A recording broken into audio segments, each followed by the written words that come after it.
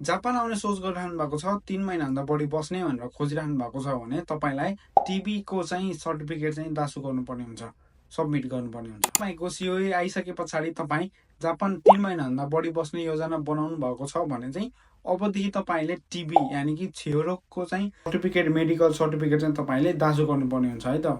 Medical certificate कहाँ बनाउने भन्ने जिज्ञासा पनि हुनसक्छ। नेपाल सरकारले तोकेको यहाँ मैले डिस्प्लेमा देखाएको छु, तपाईँले यहाँ देखाइएको बमोजिम हस्पिटलमा गएर चाहिँ तपाईँले टिबीको सर्टिफिकेट चाहिँ लिन सक्नुहुनेछ।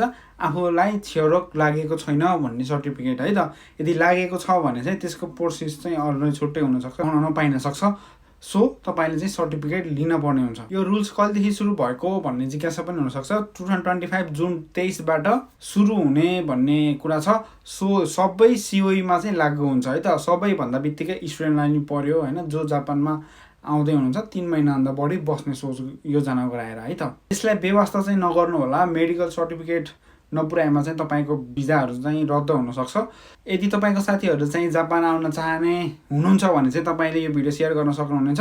Thank you for watching this video. Video मन पर्यो भने चाहिँ फलो गर्न नबिर्सिनु होला।